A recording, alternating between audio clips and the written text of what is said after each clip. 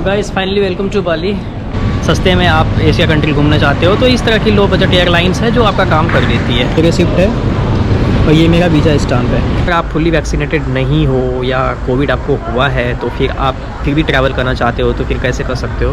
Thank you ma'am, thank you so much. 100 मतलब millionaire बन गया भाई एक ही दिन में आते ही, एक दिन में मिलियनियर।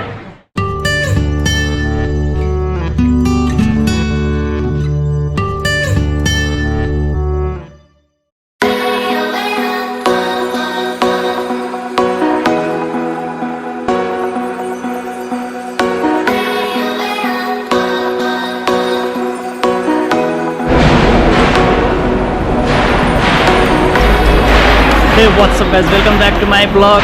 मैं हूँ अभी इंदिरा गांधी इंटरनेशनल एयरपोर्ट के टर्मिनल 3 पे और अभी मैं गुजर रहा हूँ ड्यूटी फ्री जोन से। इसका मतलब ये है कि मैंने इमिग्रेशन पार कर लिया है, लेकिन जा कहाँ रहा हूँ मैं बता ही देता हूँ आपको। तो काफ़ी दिनों के बाद फाइनली मेरा इंटरनेशनल ट्रिप शुरू हो चुका है और मैं जा रहा हूँ इंडोनेशिया। तो मेरी फ़्लाइट जो है रात को 11:30 बजे है और यार केनिया के बाद मैं 1.5 साल के बाद कोई बड़ा इंटरनेशनल ट्रिप कर रहा हूँ कुछ लंबे टाइम के लिए। हालांकि बीच में मैं नेपाल गया था, लेकिन नेपाल में वो फील आपको इंटरनेशनल वाला तो नहीं आता है क्योंकि नेपाल हमारा इंडिया घर के पास है। तो देख लो IGI एयरपोर्ट।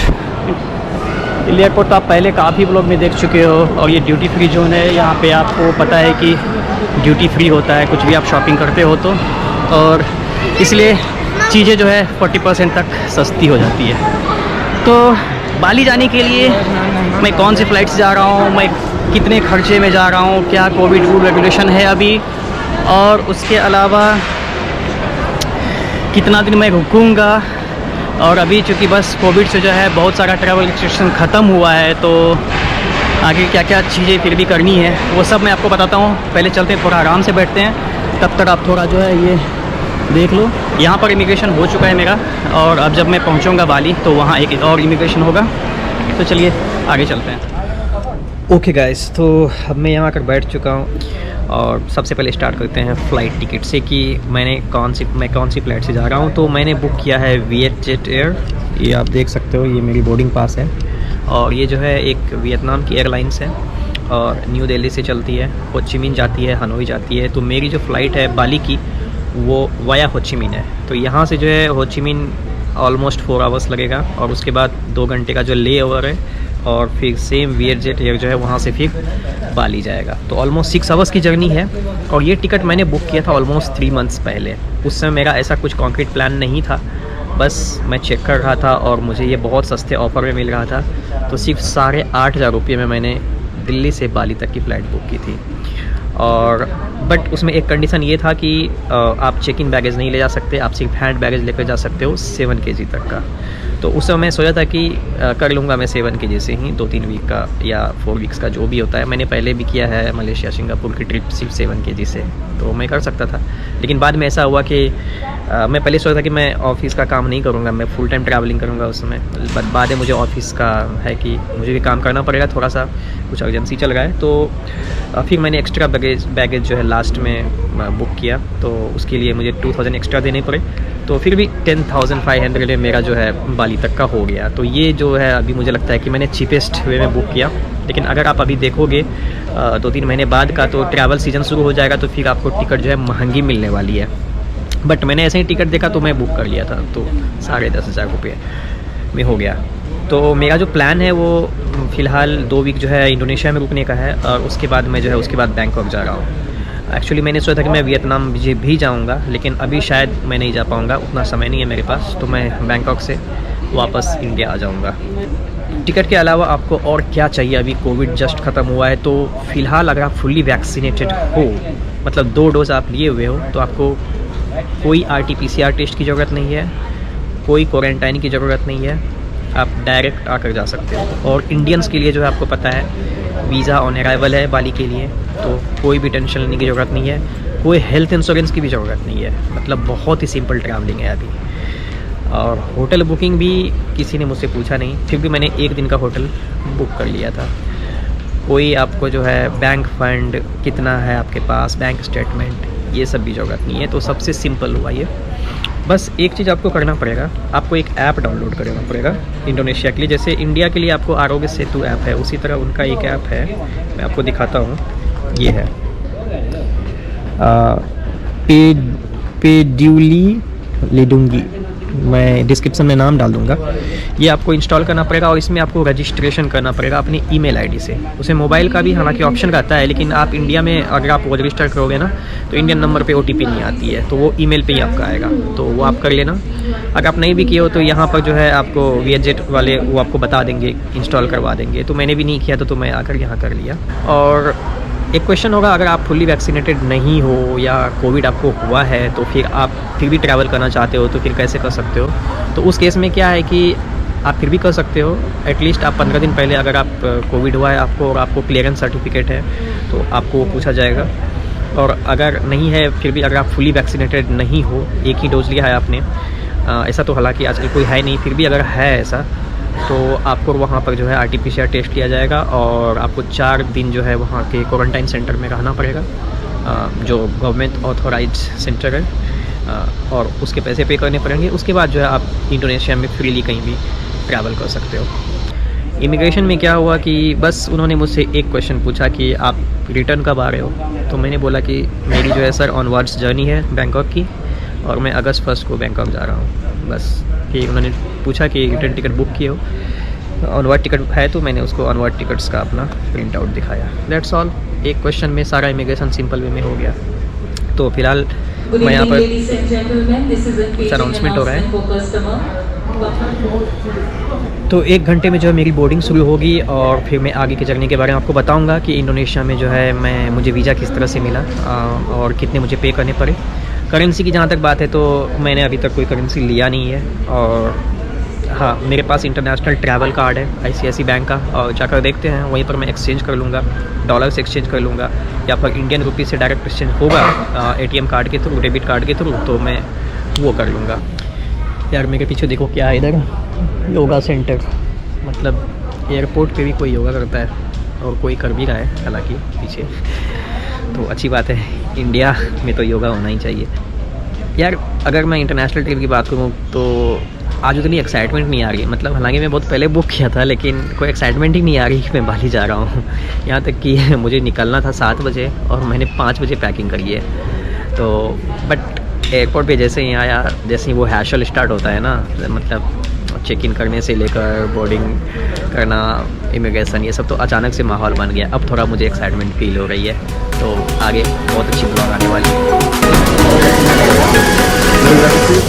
तो गाइस मैं पहुंच चुका हूं हो ची मिन्ह। अभी जो है इंडियन टाइम के अनुसार ऑलमोस्ट 5:30 बज रहे हैं और यहाँ का जो लोकल टाइम है 7 बज रहा है। यहाँ पर 5 घंटे के लिए फ़्लाइट थी। और ये सामने देखो आप, वियतनाम का जो है इमिग्रेशन है। अगर आपको हो ची मिन्ह में जाना है तो आपको इधर जाना पड़ेगा, और हम लोग जो है इधर जा रहे हैं इंटरनेशनल ट्रांसफ़र की तरफ। बहुत थक गए हैं यार, और फ्लाइट में जो है उसने मुझे वीडियो रिकॉर्डिंग भी करने के लिए नहीं दिया। पता नहीं, ऐसा तो कभी देखा नहीं था, पहली बार ऐसा देखा। वैसे फ्लाइट के अंदर क्या सुविधा थी, कुछ खास नहीं थी, इंडिया के डोमेस्टिक फ़्लाइट जैसी होती है ना, उससे ही बेकार। सीट काफ़ी कॉम्पैक्ट थी, और मतलब जो VietJet है ना, ये यहाँ का बहुत ही लो बजट फ़्लाइट है। बस आप कैसे भी बैठ कर यहाँ तक पहुँच जाओ, ऐसी वाली फ़्लाइट है। तो यहाँ तक कि वाटर बॉटल भी फ्री नहीं था, खाना पीना कुछ भी नहीं था, तो किसी भी तरह का कि मैंने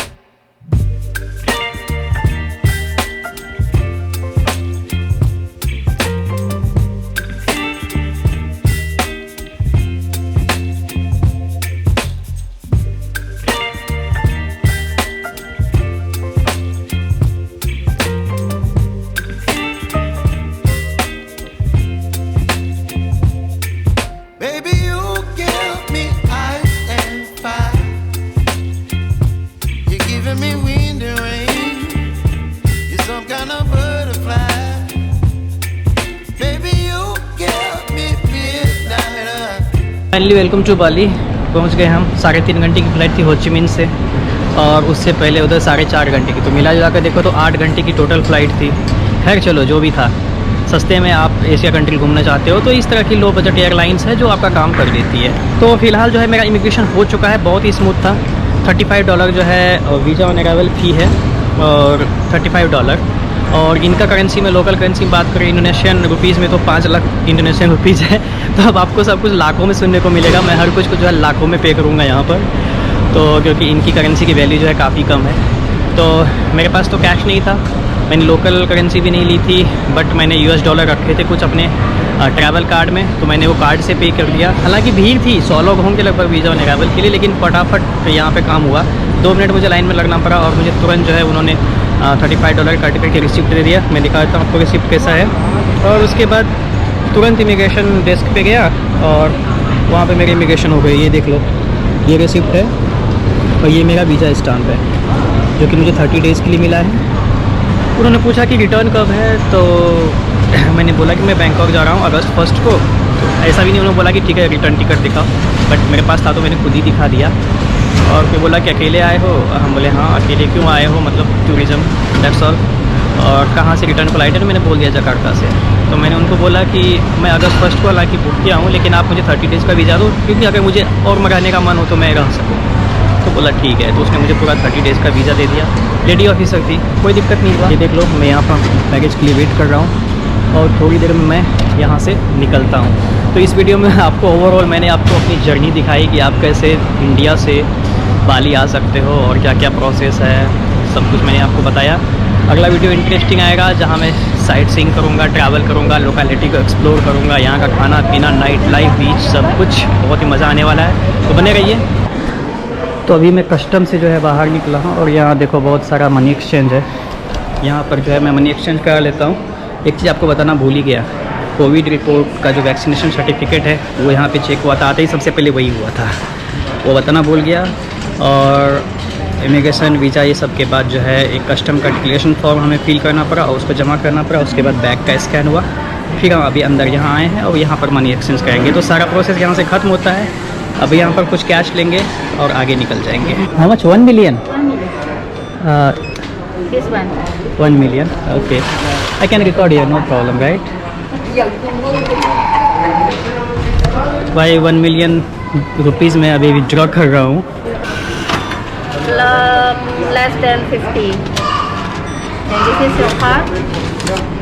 Thank you. Okay, this is for the receipt. Thank you so much for helping.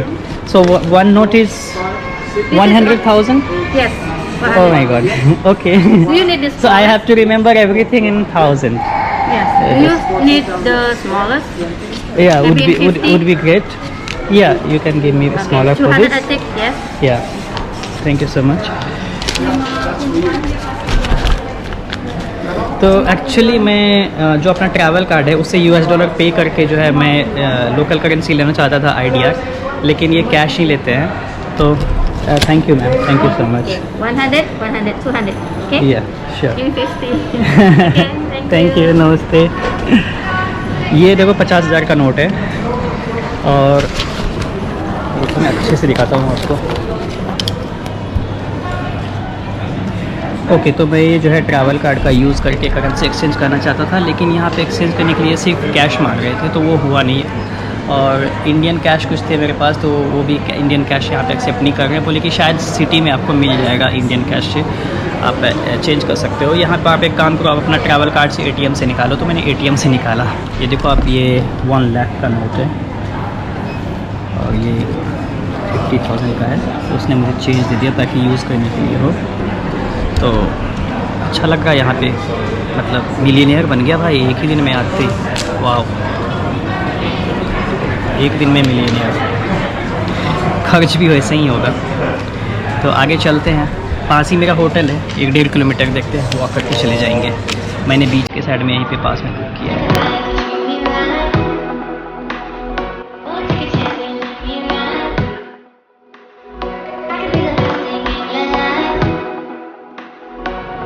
यहाँ पर सिम कार्ड भी अगर आप लेना चाहो तो एयरपोर्ट पे आपको मिलेगा, आप ले सकते हो। 2-3 जगह है यहाँ पर। अगर आपका होटल दूर है, पास नहीं है, तो यहाँ पर ग्रैब टैक्सी चलती है, जैसे हमारे यहाँ उबर है, उबर भी यहाँ चलती है, आप बुक कर सकते हो। उसके अलावा लोकल टैक्सी भी है, प्रीपेड टैक्सी भी है, तो सारी फैसिलिटी है एक जो अच्छे खासे शहर में होती है। तो उस चीज़ की आपको कोई दिक्कत यहाँ नहीं होने वाली है। तो आपने देखा कि बाहर बहुत सारे ड्राइवर जो है बुला रहे थे। मैं निकल रहा हूँ अब सिटी की तरफ। तो मैं एयरपोर्ट के बाहर आ गया हूँ अभी, और मेरा जो है बारकुंग बीच रिजॉर्ट है। मैं ये ऑफलाइन मैप मैंने पहले ही डाउनलोड कर लिया था आने से पहले। मुझे पता था कि मेरा नेट नहीं चलेगा वहाँ पर। सिम कार्ड मैं अभी लिया नहीं हूँ, तो यहाँ से जो है मैं अभी वॉक करके चला जाऊँगा और इसे थोड़ा बहुत मुझे इस एरिया का पता भी चल जाएगा। हालांकि ये ग्रैब वाला आया था 100,000 1 लाख रुपीज़ मांग रहा था, तो मैंने मना कर दिया। 1-1.5 किलोमीटर जाने के लिए 1 लाख रुपया सही नहीं है। अब मैं यहाँ से निकलता हूँ, स्टोरी यहाँ बंद करता हूँ आज का, और आज से आगे की स्टोरी अगले वीडियो में। तब तक के लिए guys good bye, take care.